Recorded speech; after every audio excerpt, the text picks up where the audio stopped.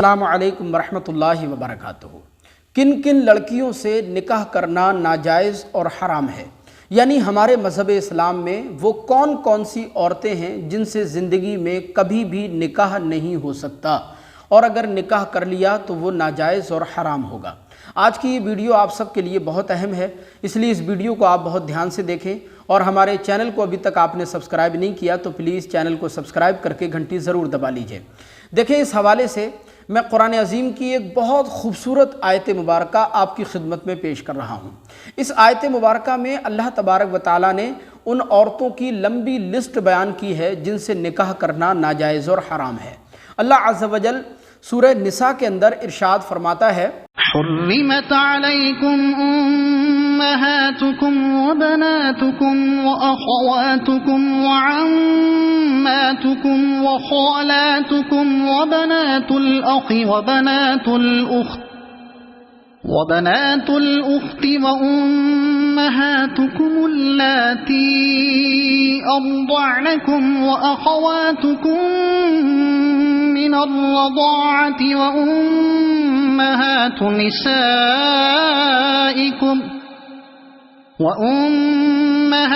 نسائكم وربائبكم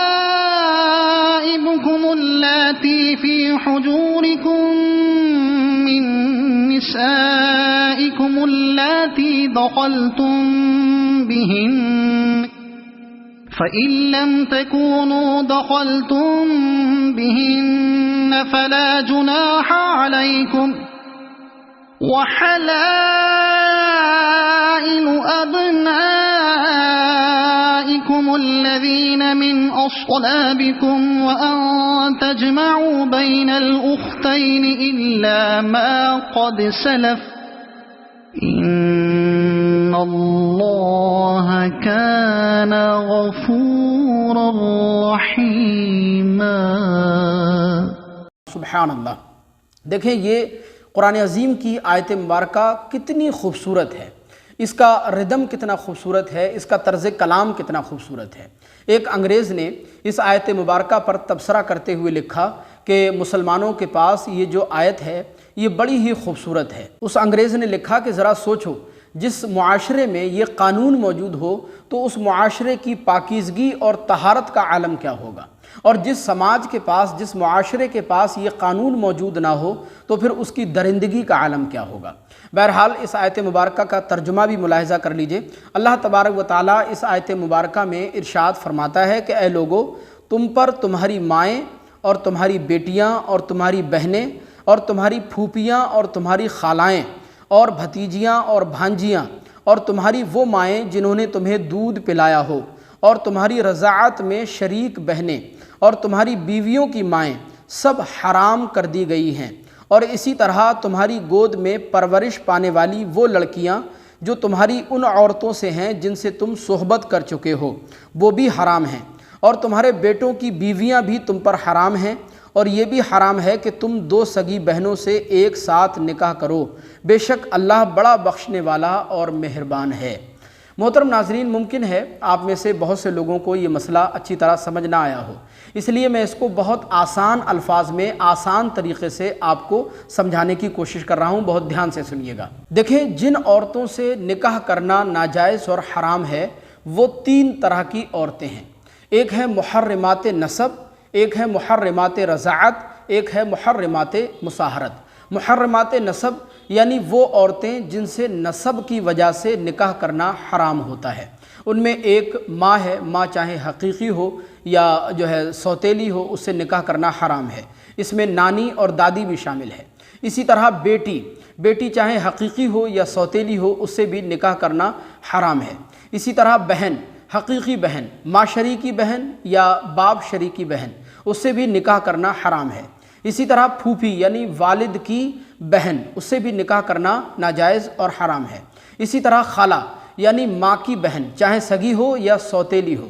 دیکھیں، خالہ ماں کے درجے میں ہوتی ہے، خالہ پر ماں کے نظریے سے نظر ڈالنا بلا شبہ جائز ہے، لیکن نکاح کرنے کے نظریے سے خالہ پر نظر ڈالنا یہ ناجائز و حرام ہے، کیونکہ خالہ ماں کے درجے میں ہوتی ہے، اس لیے خالہ سے بھی نکاح کرنا ناجائز و حرام ہے۔ اسی طرح چاچا کے لیے بھتیجی یعنی بڑے بھائی کی بیٹی، تو اس سے بھی نکاح کرنا ناجائز و حرام ہے، چاہے وہ سگی ہو یا سوتیلی ہو۔ اسی طرح بھانجی یعنی ماموں کے لیے بہن کی بیٹی، چاہے سگی ہو یا سوتیلی ہو، اس سے بھی نکاح کرنا ناجائز و حرام ہے۔ یہ وہ عورتیں ہیں جن سے نسب کی وجہ سے نکاح کرنا حرام ہوتا ہے۔ دوسری قسم ہے محرمات رضاعت، یعنی وہ عورتیں جن سے دودھ پینے کی وجہ سے نکاح کرنا ناجائز و حرام ہوتا ہے۔ دیکھیں اچھی طرح ذہن نشین کر لیں کہ نسب کی وجہ سے جن عورتوں سے نکاح کرنا ناجائز و حرام ہے، دودھ پینے کی وجہ سے بھی ان عورتوں سے نکاح کرنا ناجائز و حرام ہوتا ہے۔ جیسے رضاعی ماں، یعنی وہ عورت جس کا بچپن میں دودھ پیا ہو، یعنی وہ حقیقی ماں آپ کی نہ ہو، بس دودھ اس نے آپ کو پلایا ہو، تو دودھ پلانے کی وجہ سے وہ آپ کی رضاعی ماں بن جاتی ہے، اور رضاعی ماں سے بھی نکاح کرنا ناجائز و حرام ہے۔ اسی طرح رضاعی بیٹی، رضاعی بہن، رضاعی خالہ، رضاعی پھوپھی، رضاعی بھتیجی، رضاعی بھانجی، ان سب سے نکاح کرنا ناجائز و حرام ہوتا ہے۔ تیسری قسم ہے محرمات مصاہرت، جیسے بیوی کی ماں یعنی ساس۔ ساس بھی ماں کے درجے میں ہوتی ہے، اسی لیے داماد سے ساس کو پردہ کرنا واجب نہیں ہے، لہذا ساس سے بھی نکاح کرنا ناجائز و حرام ہے۔ ایسے ہی بیوی کی پہلے شوہر سے بیٹی، یعنی آپ نے کسی طلاق شدہ یا کسی بیوہ خاتون سے نکاح کیا اور اس کے ساتھ ایک بیٹی بھی آپ کے پاس آئی، تو اگر آپ نے اپنی بیوی سے صحبت وغیرہ کر لی ہے تو پھر اس کی بیٹی سے نکاح کرنا ناجائز و حرام ہے، اور اگر صحبت وغیرہ نہیں کی اور اس بیوی کا انتقال وغیرہ ہو جاتا ہے تو اس کی بیٹی سے نکاح کرنا جائز ہوتا ہے۔ ایسے ہی بہو سے یعنی سسر کے لیے اپنے بیٹے کی بہو سے نکاح کرنا ناجائز و حرام ہے۔ مثال کے طور پر بیٹے نے اپنی بہو کو طلاق دے دی یا پھر بیٹے کا انتقال ہو گیا، تو اپنے بیٹے کی طلاق شدہ یا بیوہ خاتون سے سسر کے لیے نکاح کرنا بھی ناجائز و حرام ہے۔ اسی طرح دو سگی بہنوں سے ایک وقت میں ایک ساتھ نکاح کرنا بھی ناجائز و حرام ہے۔ ہاں، ایک بہن کا انتقال ہو جائے یا اس کو طلاق دے دی جائے تب دوسری بہن سے نکاح کیا جا سکتا ہے، لیکن ایک ہی وقت میں ایک ساتھ دو سگی بہنوں سے نکاح کرنا یہ ناجائز و حرام ہے۔ اسی طرح وہ عورت جو پہلے سے کسی کے نکاح میں موجود ہو، اس سے بھی نکاح کرنا ناجائز و حرام ہوتا ہے۔